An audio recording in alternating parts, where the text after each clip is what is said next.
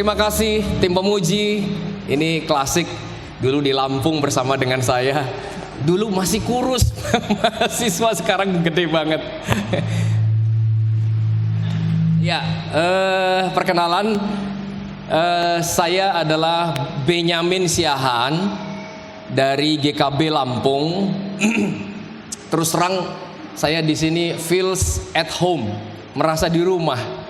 Jadi terima kasih buat Pak Gembala, Pak Bangun dan Ibu yang sudah memberi kesempatan kepada saya untuk menyampaikan firman Tuhan pada ibadah raya ini. Saya bersyukur karena ini anugerah semata. Kalau dilihat-lihat, karena saya di sini sedang bertugas untuk berkunjung, yaitu ke Panti Asuhan Ranah, Rumah Anak Harapan yang dibangun oleh GKB Trisi di Jakarta. Dan akhirnya karena oikomenis sifatnya menjadi yayasan. Jadi di bawah naungan Yayasan Go Indonesia, Global Obor Indonesia. Dan pendirinya adalah, foundernya adalah Bapak Pendeta Andreas Sustono. Dan kebetulan aja beliau juga adalah kakak ipar saya,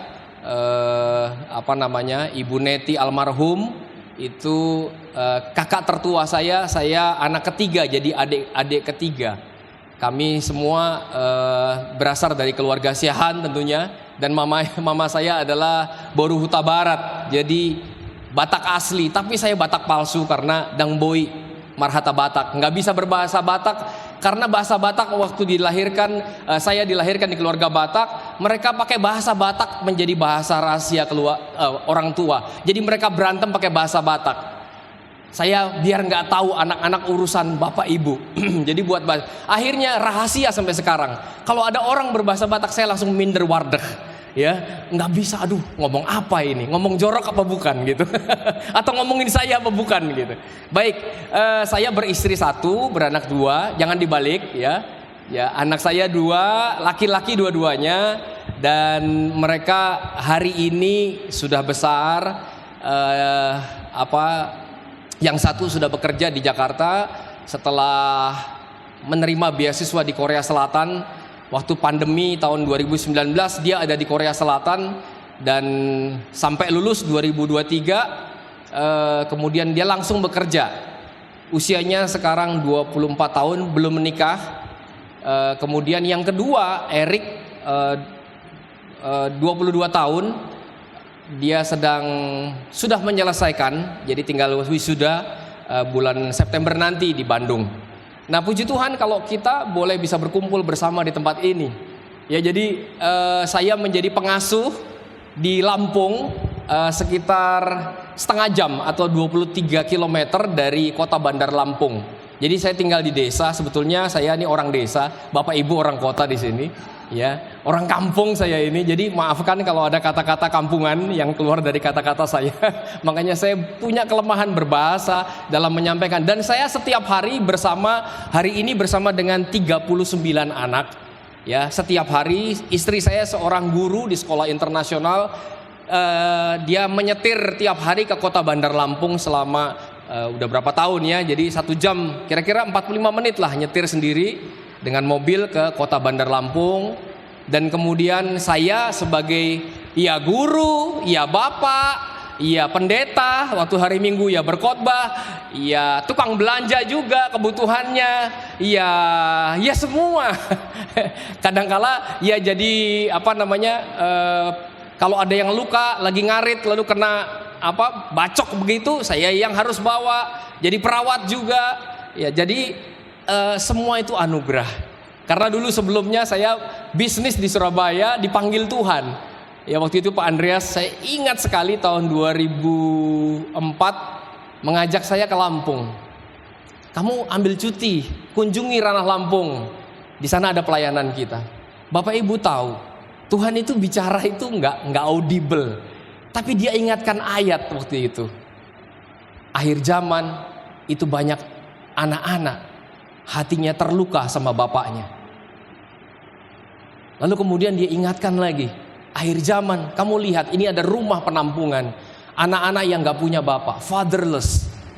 Waktu itu saya ingat dengan Maleakhi 3 tentang akhir zaman dan Lukas 1. Di akhir zaman ada bapak-bapak yang akan kembali hatinya kepada anak-anak. Hati anak-anak kembali kepada bapak-bapak. Dan bapak dipulihkan. Ya ini saksi sebentar ya. Kemarin anak saya cerita sama saya panggilnya Bang Pius ya, Bapak Afan Gembala, Bang Pius, maaf ini udah akrab nih waktu zaman muda gitu loh. Masih muda dulu, umur 40-an mudanya. Sekarang saya 58 tahun. Jadi waktu itu anak saya bilang begini, kenapa papa mama melahirkan saya? Itu pertanyaannya menggoncang saya. Saya kan lebih baik tidak usah dilahirkan. Ini yang sudah sarjana, saudara. Pertanyaan itu kadang-kadang membuat hati saya, diam kau.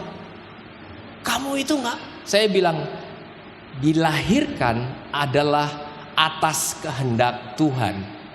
Mau sampai bertahun-tahun kami menikah, kalau nggak dikasih sama Tuhan, ya nggak dikasih. Kalau kamu hadir di keluarga ini atas kehendak Tuhan, artinya kamu hidup pun pasti ada kehendak Tuhan. Kamu mau diapain, mau dikemanain, dan mau jadi apa nantinya. Itu jawaban kami. Tapi yang pasti, waktu saya punya kamu Erik, saya berbahagia punya kamu. Kamu namanya adalah Erik Manuel. Erik artinya pemimpin, Manuel artinya yang disertai Tuhan. Siahan itu artinya ya keluarga Siahan, di tengah keluarga Siahan. Bapak Ibu, anak itu adalah warisan dari Tuhan. Harta yang berharga dari Tuhan. Jangan abaikan anak-anak. Dan Tuhan panggil saya tahun 2004, kami move dari Surabaya. Bapak Ibu, saya punya rumah 2, udah ada mobil, sudah mapan, sudah pelayanan. Saya pelayanan sekolah minggu, dan waktu itu hampir diangkat menjadi gembala gereja anak. Waktu saya memutuskan untuk saya melayani di panti asuhan, Bapak gembala yang di sana langsung merekrut saya. Pak Benyamin mau full time, mau mengundurkan diri dari Surabaya, dari pekerjaannya. Bapak ini mau full time di sini saja, Pak. Kami sudah keluarga dengan Bapak. Waktu itu istri saya sudah mengajar di sekolah semi internasional itu, di Morning Star Academy di Surabaya, dengan sekolah yang bagus kualitasnya.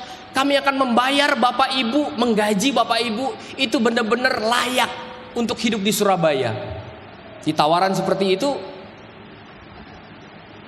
ya nggak goyah saudara. Karena apa? Selama 6 bulan Tuhan panggil dengan Lukas 1 dan Maleaki itu, Tuhan berbicara terus. Saya tiap pagi, tiap pulang pakai mobil di jalan tol, ya. Itu ada lagu, saat ku tak melihat jalanmu, saat ku tak mengerti rencanamu, namun tetap ku pegang janjimu, pengharapanku hanya padamu, hatiku percaya. Tahu nggak, waktu saya mulai bernyanyi hatiku percaya, itu nyetir di tengah macet di jalan tol Surabaya, nangis. Tuhan memanggil dan tidak pernah melepaskan kami untuk melayani Tuhan. Kalau hari-hari ini ada di ruangan ini, ada orang yang hatinya mulai terpanggil untuk melayani. Saya terharu dengan Bapak Marvel tadi kesaksian. Betapa dia mengalami Tuhan sebagai kepala keluarga. Pak Marvel mana? Pak Marvel? Pak, lanjutkan Pak. Bergumul dengan Tuhan setiap hari Pak. Saya dorong karena saya pernah jadi bapak. Dan membawa keluarga saya umur 41, saya kayak orang goblok. Pindah ke kampung dari Surabaya dan melayani Tuhan secara full time, full heart, dan full yang lain. Karena apa? Rumah kami dijual 3 hari laku di Surabaya. Dengan rumah itu saya beli mobil baru, boyong. Karena apa? Saya jual rumahnya itu dengan semua, dengan istrinya, kulkasnya, TV-nya, kasurnya, lemarinya, kecuali kolornya ya. Kolornya masa dijual juga, nggak laku, ya. Saya ingat sekali buku-buku saya bawa. Saya bilang kepada anak-anak saya waktu itu masih kecil. Yang satu kelas 2 waktu itu, satu lagi kelas 4 SD. Kami pindah, move, dan Tuhan panggil sampai sekarang. Saya melihat kemurahan demi kemurahan dari Tuhan itu terus mengalir dalam hidup kami. Kami nggak bisa bilang, karena aku hebat, enggak. Karena Tuhan sudah membuktikan bahwa tangannya kuat, tangannya hebat, dan tangannya menolong kita semua. Dan saya percaya hari ini kalau kita diminta, tadi saya baca sebentar dari Roma yang jadi tema di depan itu Roma berapa? Roma 6, 17, 18. Kita baca lagi ulang ya, ayat hafalan ya. Bapak Ibu, halo, ada orang di sini? Ada, oke. Kita baca sama-sama. Roma 6, 17 sampai 18. 3, 4. Tetapi syukurlah kepada Allah, dahulu memang kamu hamba dosa, tetapi sekarang kamu dengan segenap hati telah mentaati pengajaran yang telah diteruskan kepadamu. Kamu telah dimerdekakan dari dosa dan menjadi hamba kebenaran. Merdeka! Waduh, sampai dia protes ini mic-nya. Iya, kita akan belajar sama-sama hari ini, yaitu kemerdekaan sejati. Ya, saya bacakan ayatnya di situ ada. Jadi jika anak itu memerdekakan kamu, kamu pun benar-benar merdeka. Yohanes 8 ayat 36. Sebelum saya melangkah lebih lanjut, ada video bang, boleh diputar? Sebentar, jangan diputar dulu videonya ya. Saya disclaimer dulu. Disclaimer itu artinya memberi pendahuluan. Video ini bukan untuk mendiskreditkan ibu-ibu. Video ini bukan untuk mendiskreditkan bapak-bapak. Ini disclaimer ya. Ini cuma icebreaker. Ya, tetapi ini bukan juga menunjukkan sebuah kenyataan. Ya, ini seperti apa ya, terserahlah. Bapak Ibu yang pernah mengalami, ya silakan. Tapi ini bukan kebenaran. Ada videonya? Ada? Oh lupa. Ya, saya gini ya. Saya puterin, mau nggak? Pakai HP kan nggak apa-apa ya. Tapi suaranya pasti jelas. Bentar, saya lihat dari WA saya dulu. Wah sayang sekali, tapi Bapak Ibu pasti bisa lihat nanti. Perkenalan sudah. Wah ini kalau WA ini tadi saya udah pakai mode pesawat, tetapi pada saat ibadah mode pesawat, pas dibuka lagi online langsung masuk semua, jadi lambat. Oke. Ada video dari sebuah Instagram lalu kemudian saya rekam gitu ya. Oke ya. Saya pakai mic aja ya. Bicara tentang apa arti merdeka. Disclaimer dulu, ini bukan untuk mendiskreditkan bapak atau ibu. Ya, gambarnya nggak penting tapi suaranya. Apakah Bapak sudah merasakan kemerdekaan di negara ini? Belum. Kenapa Pak? Karena saya udah menikah.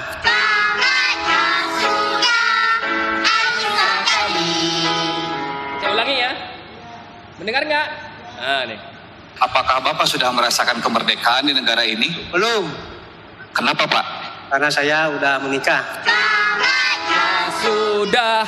Alki, artinya apa? Tamat kau. Ya ini buat guyonan aja.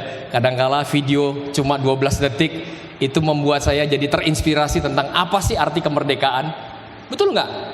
Bapak Ibu ya, ini bukan bahan ajar saya gitu. Iya benar juga ya. Tapi ada orang-orang yang membuat jadi satir. Yaitu pernikahan itu satir. Pernikahan itu luar biasa loh. Betul nggak? Saya justru banyak tertolong dengan istri saya. Dan saya mengalami sebuah kemerdekaan. Macam-macam kemerdekaannya. Karena kami hidup dalam kebenaran. Baik, kita akan belajar bahwa setiap Agustus kita merayakan kemerdekaan. Betul? Sudah merdeka? Sudah, yang benar. Sudah merdeka secara politik. Negara kita sudah merdeka. Ya, tetapi ya sekarang hari-hari ini artifisial aja. Mulai pakai seragam merah putih, semua merah putih gitu. Kemudian ada mulai lagu-lagu kemerdekaan dipanjatkan, dinaikkan begitu. Ada lomba-lomba. Nah, tetapi yang jadi pertanyaan ini adalah hari-hari ini tentang kemerdekaan, suaranya gaung sekali ya. Merdeka sejati itu dikatakan apabila anak itu memerdekakan kamu, kamu pun benar-benar merdeka. Ya, tetapi kalau kita merenungkan kebangsaan kita merdeka, Tuhan mengajak kita untuk merenungkan pertanyaan yang lebih mendalam. Apakah mungkin seseorang hidup di negara merdeka tetapi hatinya masih terjajah? Ya, saya membuka sebuah definisi dari Kamus Besar Bahasa Indonesia. Definisinya adalah tentang apa sih arti merdeka. Merdeka adalah kata sifat yang berarti bebas dari perhambaan, bebas dari penjajahan, bisa berdiri sendiri, mandiri, dan tidak terikat atau tidak tergantung kepada pihak lain. Bebas artinya lepas dari segala bentuk penindasan, kekangan, dan perhambaan atau penjajahan. Bapak Ibu, ini saya baca dari Kamus Besar ya, definisinya. Bapak Ibu bisa lihat dari Google. Nah, pertanyaannya, apakah mungkin seorang yang hidup di negara merdeka hatinya masih terjajah? Jawabannya sangat mungkin. Banyak orang merdeka secara politik tapi dijajah oleh rasa takut. Merdeka secara ekonomi, ya. Financial freedom, uang yang bekerja buat kita, bukan kita yang bekerja buat uang. Tapi malah diperbudak oleh cinta uang, menjadi hamba uang. Kerja mati-matian, banting tulang, banting nan tulang, banting dari pagi sampai siang sampai malam, peras keringat, peras darah, semua akhirnya menjadi cinta uang. Merdeka berbicara, semua orang sekarang boleh berbicara apa saja, sehingga bisa menjadi, di Nias pun bisa menjadi viral, dan itu menjadi berita nasional. Sesuatu di tempat yang terpencil, di Kalimantan, di pedalaman bisa menjadi viral. Ya, orang bebas mau bicara apapun, mau ngomong suku, benci terhadap suku apapun, terhadap perempuan, terhadap laki-laki, terhadap tertindasan, semua orang bebas berbicara. Ya, orang yang bebas berbicara pun tidak bisa mengendalikan lidahnya. Merdeka memilih tetapi diperbudak oleh dosa yang mengikat hidupnya. Inilah zaman kita, di zaman digital, ya, dibentuk oleh penjajahan digital ini makin halus.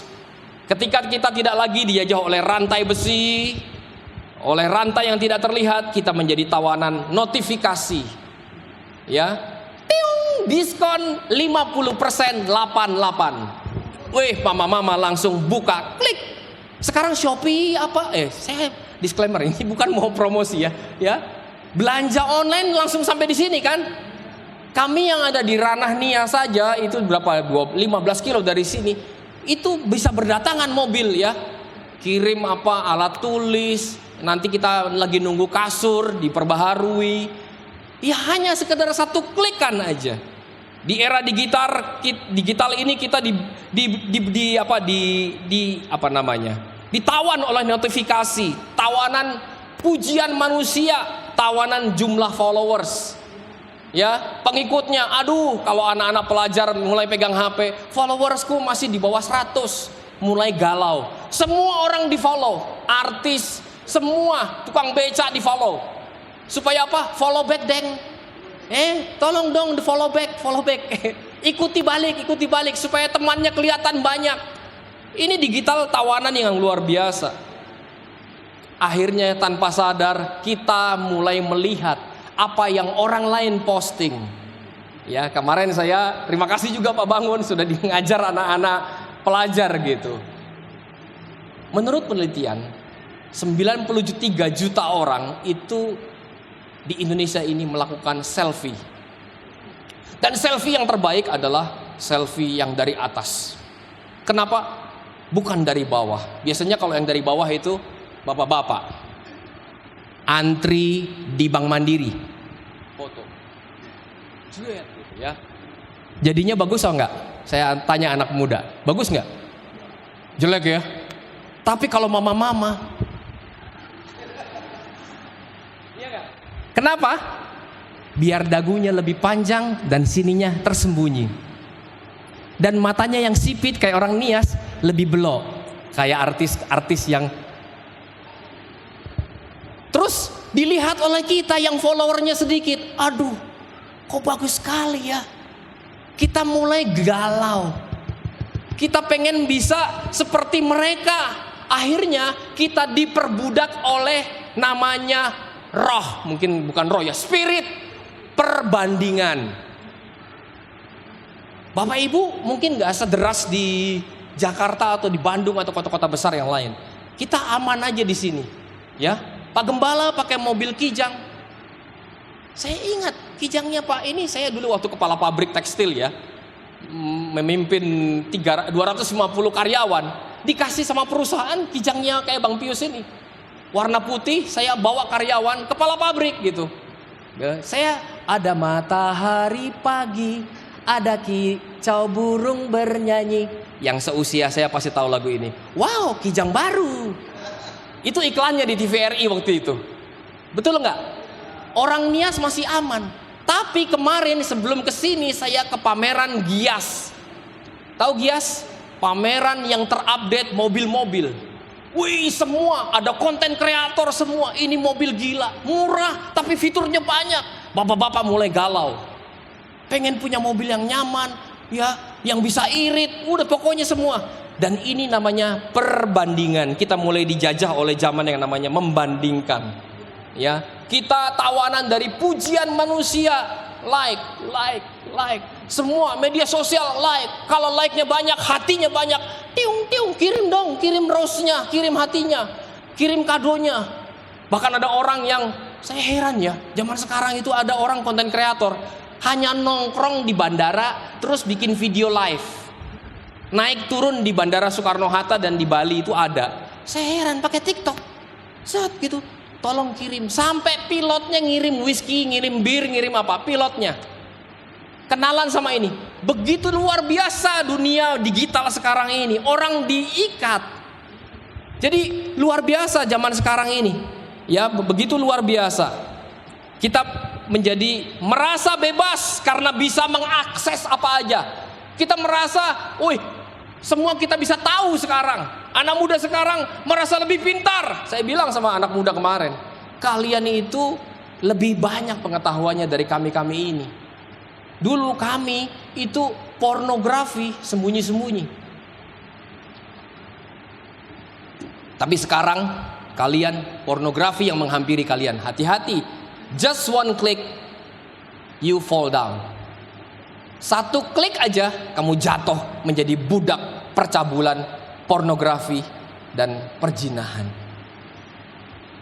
Hari-hari ini hari-hari yang luar biasa, makin sulit ya. Namun tanpa disadari hati kita justru dikendalikan oleh apa yang kita konsumsi setiap hari. Inilah sebabnya Yesus tidak datang sekedar membawa perubahan sosial. Dia datang membawa pembebasan yang jauh lebih mendasar. Dia datang membebaskan manusia dari akar seluruh perbudakan. Apa itu namanya? Dosa. Ya. Jadi karena itu Yesus berkata, jadi apabila anak itu memerdekakan kamu, kamu pun benar-benar merdeka. Ya, perhatikan kata benar-benar di sini. Seolah Yesus sedang berkata, ada banyak kebebasan yang tampak seperti kemerdekaan, tapi sebenarnya bukan. Kemerdekaan politik, ya benar, sangat berharga. Kemerdekaan ekonomi, bisa sekolahkan anak, bisa jalan, kalau liburan kemana itu penting. Beli baju, beli makanan, ya itu penting. Kemerdekaan berpendapat itu patut disyukuri. Sekarang wartawan siapapun bisa berpendapat. Itu kemerdekaan. Namun semuanya tidak akan pernah dapat menyelesaikan persoalan terbesar manusia, yaitu keterpisahan dari Allah karena dosa. Itulah sebabnya Injil adalah kabar terbaik yang pernah didengar di dunia. Ya. Jadi kita pagi ini akan belajar namanya kemerdekaan yang tidak dapat dirampas oleh dunia ini. Orang hari-hari ini ironi ya.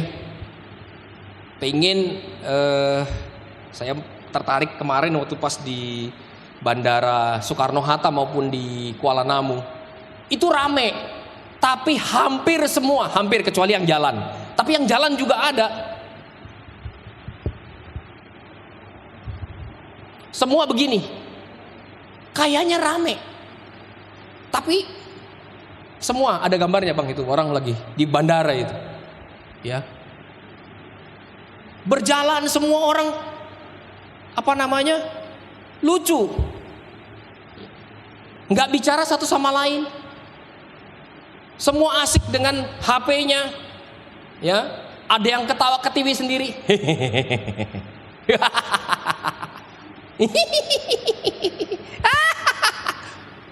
Ya buka kayak tadi itu, ya 12 menit, ya 12 detik, ketawa, ganti lagi scrolling, doom scrolling namanya.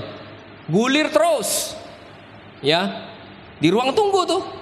Ya, nggak bicara satu sama lain. Ya, ada yang membaca berita yang belum tentu benar. Wih, demo. Wah, aduh di Senayan. Terus ada berita dari CNN. Kami tanggal ini benar-benar ada di depan bundaran ini. Nggak ada demo. Nggak taunya apa? Demo dari bulan Juni tahun lalu di-upload lagi pakai mesin. Ini maksudnya apa? Jadi orang udah ada demo, aduh bisnis gimana ini, barang-barang dikirim ke Nias nggak nyampe, ini ada demo ini. Waduh, dolar naik lagi, orang khawatir sekali dengan berita yang belum tentu benar. Terus media sosial tadi sibuk bertanya, kalau lagi bingung, siapakah istriku nanti? Waduh, ada pemuda nanya, kira-kira yang cocok dengan saya, wanita yang seperti apa yang ideal? Wah, tanyanya sama AI, sama Gemini, sama apalagi ChatGPT, apalagi pelajar juga, ya tinggal foto sekarang. Ini siapa di sini yang guru? Ya, sekarang kasih soal terus difoto, cekrek. AI itu bisa menyediakan jawabannya, hitungannya hanya 1-2 detik. Soal fisika, kimia dengan penjelasannya yang panjang. Jadi guru juga makin enak, tapi bisa jadi makin malas. Saya tiap hari mendampingi anak-anak saya di rumah. Ya, kami memang sekolah rumah, nggak saya sekolahkan ke Lentera Harapan lagi. Tapi saya lihat anak-anak saya semakin baik secara karakter. Ya, justru malah seperti itu. Nah, ada yang sibuk juga menjawab persoalan hidup bisnis dengan caranya gimana. Nah, teknologi itu anugerah juga dari Tuhan. AI, internet, media sosial itu jadi alat yang luar biasa untuk kita bisa belajar, melayani bahkan. Saya kesini nggak takut lagi kayak zaman dulu saya ke Sumba tanpa internet. Karena waktu terbang dari Bali sampai ke Sumba blank, semua sinyal mati. Saya GSM aja, hanya SMS dan telepon. Sekarang saya ke Nias santai. Ya tentunya dijemput dengan Pak Gembala. Tapi setelah itu saya naik motor, Bang, Sherlock, langsung BPK yang paling enak di mana? Sherlock. Terus kalau mau beli gas di mana? Gas Langka kata aja ya. Sherlock, gitu. Semua begitu mudahnya. Nah, manusia zaman ini benar-benar merdeka nggak? Ya, ini ternyata tidak. Ya, jadi ini namanya paradoks zaman modern. Ya, tapi seolah-olah dunia menawarkan kebebasan tanpa batas, tapi Kristus menawarkan kemerdekaan sejati. Dan keduanya ini sangat berbeda loh. Paradoks zaman sekarang tuh semakin kayaknya kita makin bebas, siapapun, anak kecil pun bisa bersuara. Tapi sebetulnya justru malah kita terbelenggu oleh dosa, oleh kemudahan-kemudahan, apapun yang kita inginkan. Ya, hari-hari ini hari-hari yang sangat mencekam buat kita orang tua. Bagaimana nanti anak-anak muda sekarang menghadapi zaman seperti ini? Begitu banyak anak-anak muda yang susah untuk diajar karena sudah merasa lebih tahu dari bapak ibunya. Om tantenya bahkan dilawan semuanya, opungnya, neneknya, semua kakeknya dinawan. Ya, walaupun doktor gelar mereka, saya punya pengetahuan lebih banyak. Nah, yang pertama saya mau bagikan adalah dunia menawarkan kebebasan, tapi dosa menghasilkan perbudakan. Yesus berkata, setiap orang yang berbuat dosa adalah hamba dosa. Yohanes 3 ayat 34. Nah, perkataan Yesus ini sangat mengejutkan. Orang Yahudi merasa waktu itu dengan dirinya sudah menjadi keturunan Abraham, yang artinya bapak orang beriman, dia ada di garis keturunan yang dipilih oleh Allah. Mereka menganggap status rohani mereka aman karena mereka adalah anaknya Abraham. Jadi Yesus waktu itu ngomong konteksnya sama orang Yahudi, obrolan ini. Barang siapa yang diperhamba dosa, dia hamba. Barang siapa melakukan dosa, dia hamba dosa. Namun Yesus menunjukkan satu masalah terbesar manusia, bukan dari penjajahan politik yang waktu itu dijajah oleh orang Romawi. Masalah terbesar manusia adalah perbudakan dosa. Nah, dalam teologi ini namanya total depravity, kehancuran total dari adanya dosa. Ya, jadi berarti manusia bukan berarti sejahat mungkin, tapi seluruh keberadaan manusia udah tercemar oleh dosa sehingga nggak mampu menyelamatkan dirinya sendiri. Saking berdosanya dia, dosa setitik nila merusak susu sebelanga itu berlaku dalam hal ini. Jadi kita nggak bisa, apalagi kalau kita sekarang dengan media sosial menghujat teman kita. Kemarin saya kaget, ya teman saya yang pendeta itu tiba-tiba di Facebooknya keluar begini, kau jangan pendeta Bapak Ibu, di Facebooknya diancam, kau kartumu ada di tanganku, jangan kau macam-macam dengan ngomong macam-macam. Gila, semua saudara-saudara pendeta ini langsung, ada apa ini? Berdoa dulu, panik. Gembala saudara di Binjai sana, teman saya yang jadi gembala di sebuah gereja. Wih, orang sekarang bisa bersuara begitu luar biasa, ya. Jadi kecanduan validasi dari media sosial, orang memuji kita, keinginan selalu dianggap benar, ya kita selalu ingin bisa mendapatkan uang. Sekarang itu orang kayaknya anak sekarang pengen jadi apa? YouTuber, konten kreator, ya. Di kecanduan pornografi. Lalu kemudian kebencian juga dipelihara, iri hati melihat keberhasilan orang lain, bahkan kesombongan rohani. Kita merasa bebas melakukan apa yang kita inginkan, padahal sebenarnya kita sedang dikendalikan oleh apa yang kita cintai. Seperti dikatakan oleh seorang bapak gereja yang bernama Agustinus, hati manusia akan gelisah sampai menemukan perhentian di dalam Allah. Jadi nggak bisa kita pernah namanya tenang. Saya ingat sekali memang ada tempat-tempat yang membuat kita tenang. Bulan lalu saya ke Bandung, anak saya yang bungsu ini saya ajak naik gunung di Bandung ke Puncak Upas. Waktu dia naik bilang, aduh jiwaku merasa tenang Pak, enak sekali, sunyi. Selama ini kan nggak ada sinyal, jadi HP nggak bisa masuk, nggak ada apa-apa. Tahu nggak? Dia merasa tenang, terus di atas itu rasanya wah damai. Waktu saya mulai dekat dia ngomong begini, saya marah sama Papa. Kenapa? Papa itu terlalu cuek sama saya. Setiap hari Papa pegang HP terus. Saya ingat sekali perkataan dia. Aduh nak, sekarang gimana? Sekarang sudah nggak apa-apa, karena Papa ngajak saya naik gunung. Loh, cuma naik gunung 2 jam jalan kaki. Tapi ya ini lutut udah umur 58, turun ya gini-gini. Turun tangga gini pelan-pelan nyari gitu. Tahu nggak Bapak Ibu? Ternyata anak-anak kita, bapak-bapak terluka loh kalau kita, terutama anak cowok. Bapak-bapak terhadap anak cowok, nyuekin anak cowok itu ternyata terluka loh. Aduh maafin Papa ya. Itu sekarang nggak lagi sih, Papa udah mendingan gitu. Mau ngajakin naik gunung, naik motor berdua. Hei bapak-bapak, bertobat. Kembali kepada anak-anakmu. Anak perempuan, bapak-bapak banyak dipeluk anak perempuan Anda. Kenapa? Nanti dia cari laki-laki lain. Apalagi yang banyak kumis dan jenggotnya.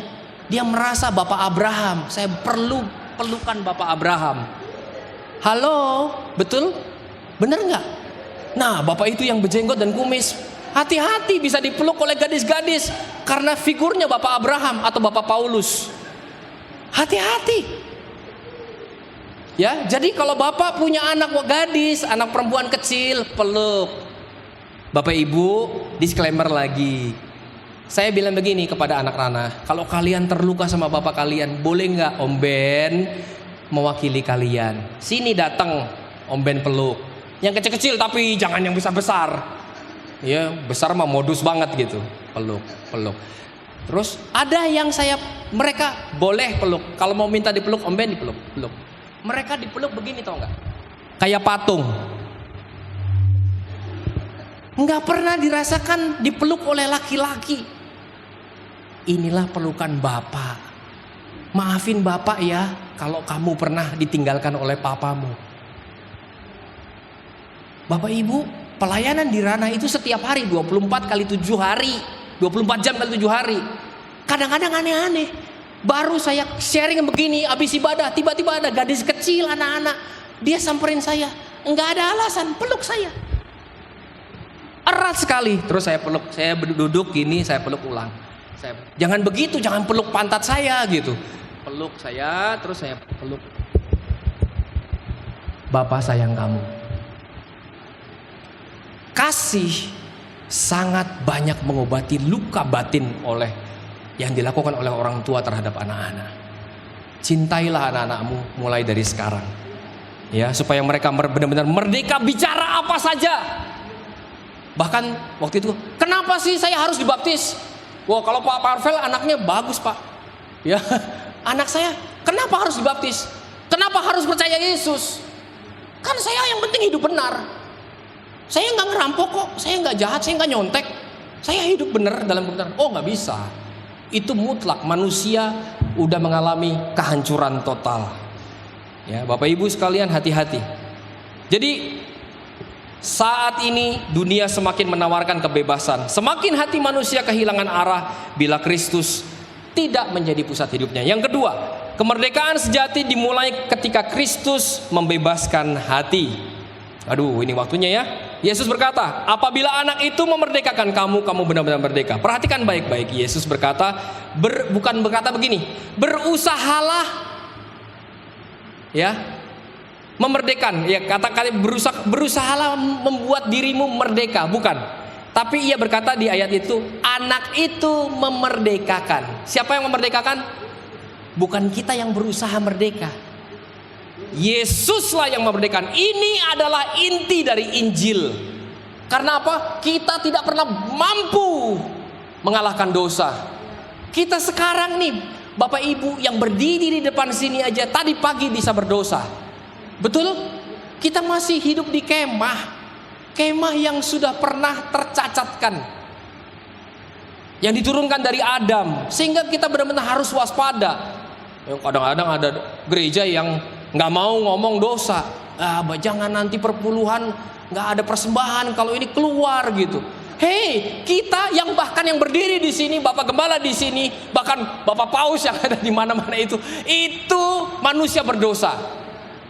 Halo? Karena apa? Yesuslah yang memerdekakan kita. Amin? Amin ya.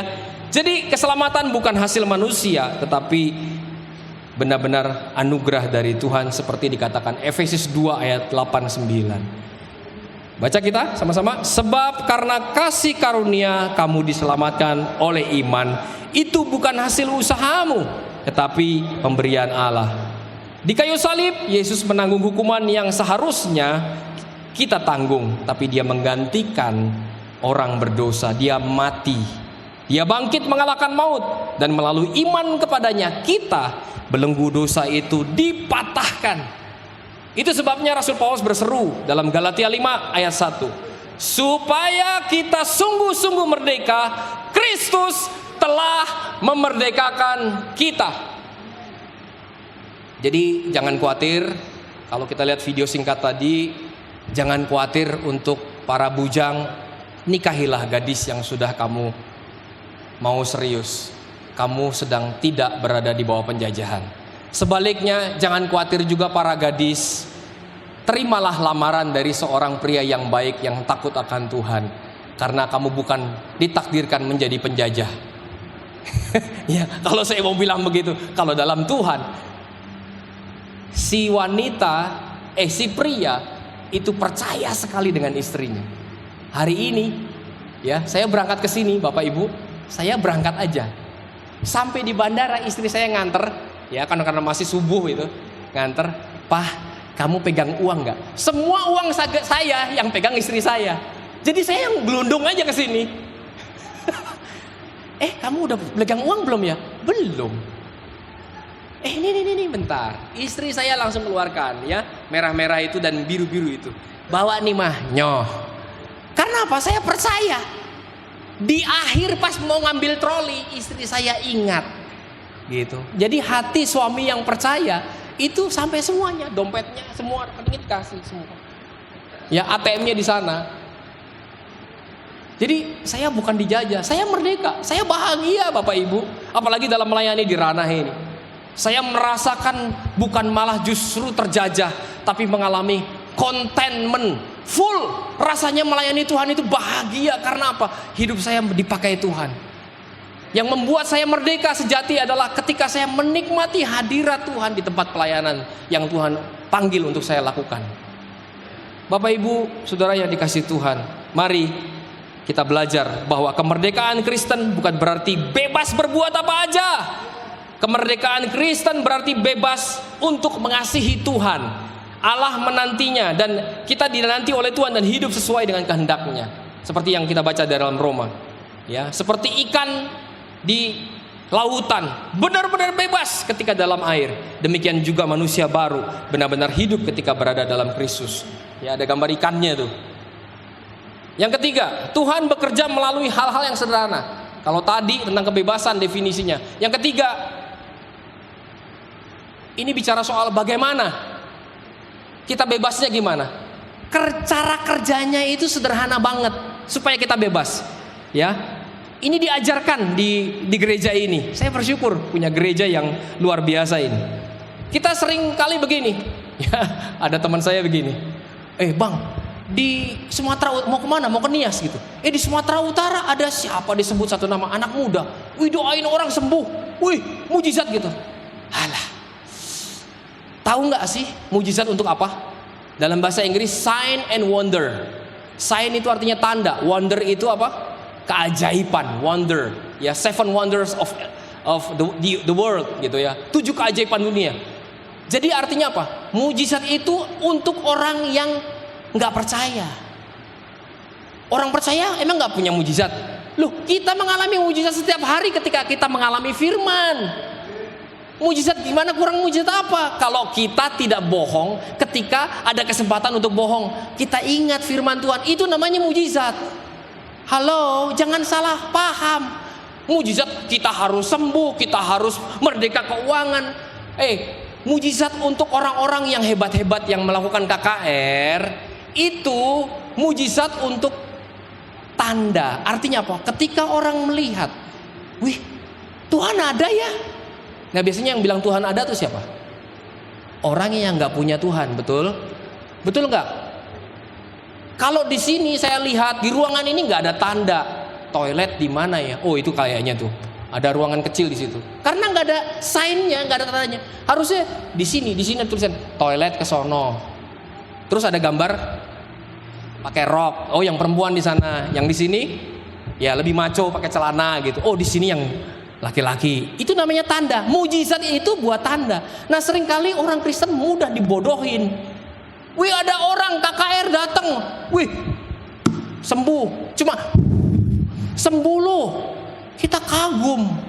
Halo, keajaiban Kristus ketika kita mengalami firman dan kita melakukannya, itu adalah kuasa mujizat. Loh, saya bisa melayani itu karena mujizat Tuhan loh. Ini brekele dulu ini.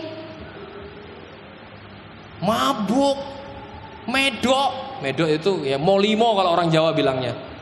Ya, dosa yang ada 5, kalau orang bule 7 dosa. Ya, maling, terus apa lagi? Wah, madat. Semua ya. Jadi tapi Tuhan tangkap kita dan Tuhan panggil untuk melayani, itu mujizat. Amin. Ya, dia bicara caranya gimana? Halnya sederhana. Dia bicara melalui firman. Bapak Marvel, bawa keluargamu mencintai aku. Berangkatlah 20 kilo Pak ya. Ibadah datang dengan hati yang cinta Tuhan, mau Tuhan, aku haus. Itu mujizat. Hari gini bapak-bapak nggak tahu ada di mana. Bapak-bapak yang terhilang bukan anak yang terhilang. Betul anak-anak? Banyak bapak-bapak hilang, punya duit banyak sedikit, ngilang kemana nggak tahu, ke Sibolga, ke Medan. Katanya perjalanan dinas. Perjalanan dinas kan dari pagi sampai sore, malamnya ngapain? Tidur di hotel. Yang benar. Yang hati-hati. Hari-hari ini bapak-bapak menghilang ke dunia ini. Pertama dengan firman, dengan berdoa setiap hari. Itu perlengkapan untuk kita mengalami kemerdekaan. Waktu kita berdoa, kita selaras dengan apa maunya Tuhan. Kemudian dia membentuk karakter kita melalui apa? Keluarga. Ya kayak tadi, saya dilawan sama anak saya benci sama papa. Pak Klasik sudah pernah digituin sama anaknya? Saya sebel sama papa, pernah? Bagus Pak. Artinya anaknya terbuka. Tapi ada anak yang baik-baik aja, tiba-tiba minta warisan, pergi. Ada di Alkitab kan? Iya, baik-baik aja loh. Tiba-tiba minta warisan. Ini anak kurang ajar, kamu doain papa mati sekarang. Ya, ini luar biasa. Tapi melalui doa kita mengalami Tuhan setiap hari. Melalui keluarga karakter kita terbentuk. Orang tua kita menahan, kamu jangan pergi malam minggu, jangan ikut sembarangan, jangan samakan dia dengan yang lain. Roma Irama ya. Papa ini nggak kayak bapaknya si ini, cerewet. Kalau udah malam minggu cerewet. Anak gadis sudah pengen keluar rasanya, pengen bebas. Apalagi kalau liburan. Wah, luar biasa. Keluarga membentuk karakter kita. Bersyukur yang punya keluarga masih komplit. Ya, dia mengajar melalui pekerjaan sehari-hari. Yang bekerja mengajar kita untuk setia kerja setiap hari. Bertanggung jawab kepada keluarga tiap hari. Yang di rumah jadi ibu rumah tangga, masak tiap hari, belanja tiap hari. Pekerjaan Anda ibu rumah tangga hebat. Hebat. Nggak bisa saya. Empat-empatnya jempol. Ibu rumah tangga itu makhluk paling, ada yang namanya ras paling kuat di bumi katanya ya. Dari pagi subuh sampai malam bisa tahan mengerjakan secara simultan pekerjaan macam-macam. Semua itu luar biasa. Makanya dikatakan sebagai penolong. Ya. Dan yang penting adalah, tidak kalah penting, dia memakai gereja lokal. Ini perlengkapan untuk kita merdeka. Gereja dipakai Tuhan untuk memerdekakan orang-orang yang percaya Tuhan Yesus. Dengan pengajaran, tadi saya bilang, Pak, DK itu plat nomor Bali, saya bilang gitu. Dasar-dasar kekristenan gitu, ya. Nanti lagi apa? Dasar-dasar pelayanan, melayani, ya. Dasar-dasar kepemimpinan, memimpin. Wah, luar biasa. Itu perlu gereja lokal, Bapak Ibu. Karena apa? Perlu orang lain, perlu digalakan. Ya, dia memakai juga saudara-saudara seiman. Ada apa namanya? Komsel apa? Ya, ada komselnya ya. Kelompok kecil. Lah, kelompok kecil jangan dipakai untuk bergosip. Ya, tempat di mana semua aib dicurahkan. Beda loh antara kesaksian sama buka aib loh ya. Kesaksian selalu bicara pusatnya adalah Tuhan. Tetapi kalau apa namanya? Gosip ya, fokusnya adalah aku. Orang. Hati-hati ya. Kalau komsel itu kan suka, saya punya masalah, langsung. Waduh. Kami punya masalah yang sangat berat. Matanya langsung. Waduh. Pengen tahu gitu. Tapi kalau kita bersaksi, ya pertama ya ada etikanya. Jangan sebut nama. Ya, ada etikanya. Tuhan baik, Tuhan mengajar kami untuk setia. Itu perlu gereja lokal dan teman seperjalanan kita dalam Tuhan. Ya. Kita belajar di situ. Yang keempat, merdeka sejati adalah hidup untuk kemuliaan Tuhan. Ini kemerdekaan sejati. John Calvin, seorang bapak gereja, pernah menulis bahwa tujuan utama manusia bukan meninggikan dirinya, melainkan menyerahkan seluruh hidup kepada Allah yang menciptakannya. Ini kemerdekaan. Aneh. Tadi katanya kalau kamu pengen benar-benar merdeka, jadilah hamba. Loh, aneh. Ya. Sekarang kalau saya pakai motor curian, lalu kemudian ketemu di jalan, ada orang pakai seragam, bukan polisi, tapi dinas perhubungan, tapi kan sama kan ya?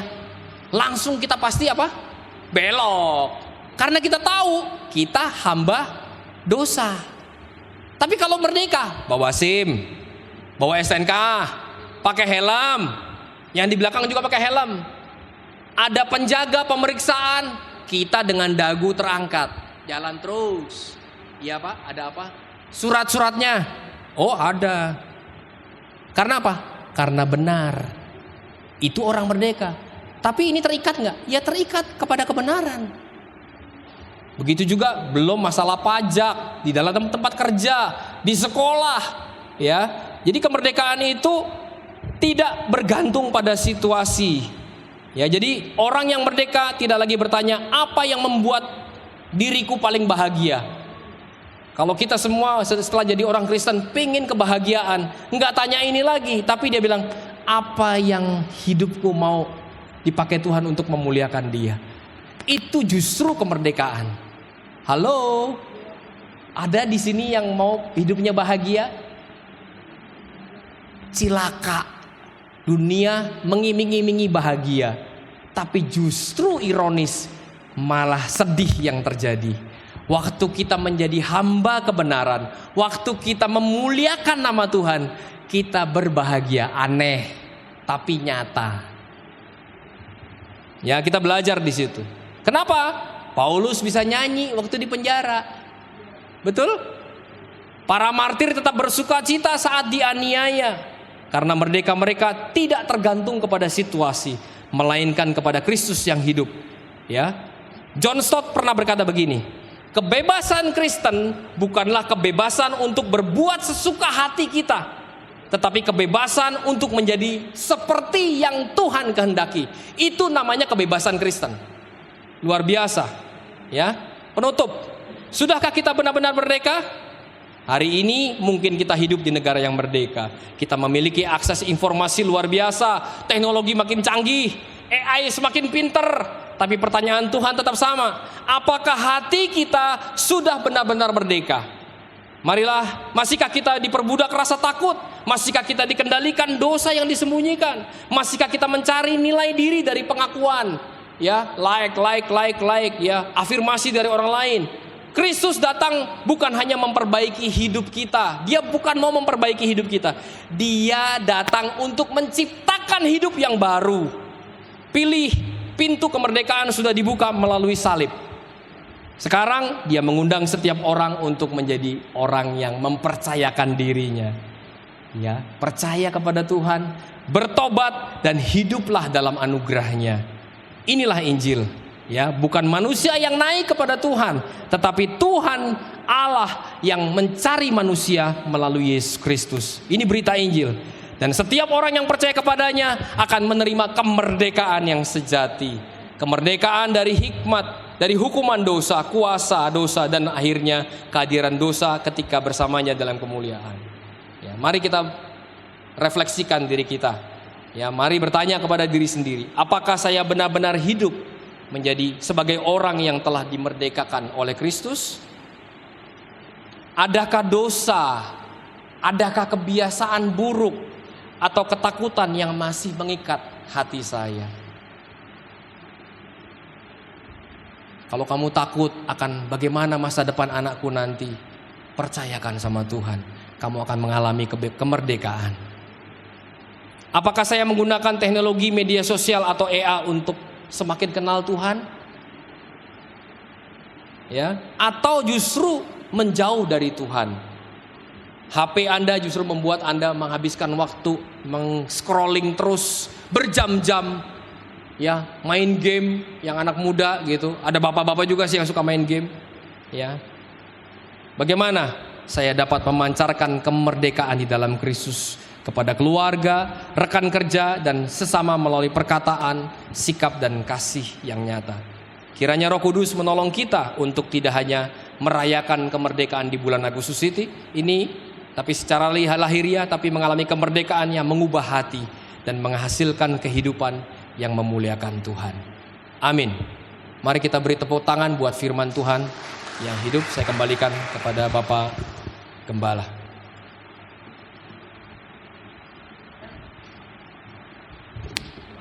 Terima kasih Bang Ben. Bagaimana saudara? Saudara sudah banyak mendapatkan sesuatu yang baru. Amin. Ya, saudara-saudaraku, ingat baik-baik bahwa Kristus yang memerdekakan. Kita tidak pernah bisa merdeka tanpa Dia. Tapi mungkin kita berkata, tapi saya sudah berbuat baik, Pak. Saya orang baik. Halo, saya suka kok nolong-nolong orang.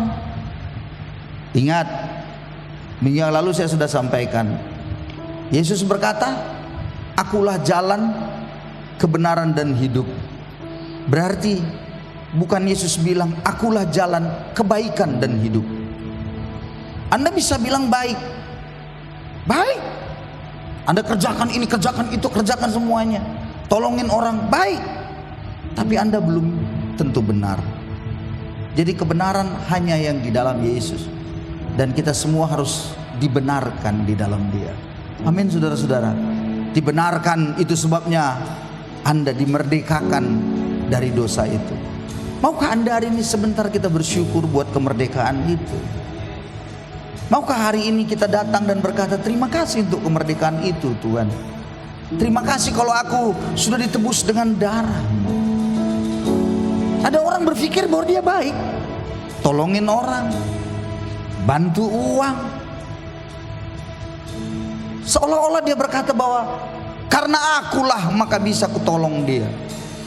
Karena akulah, kalau nggak ada aku nggak bisa. Dan buset, ngomong kosong dia itu.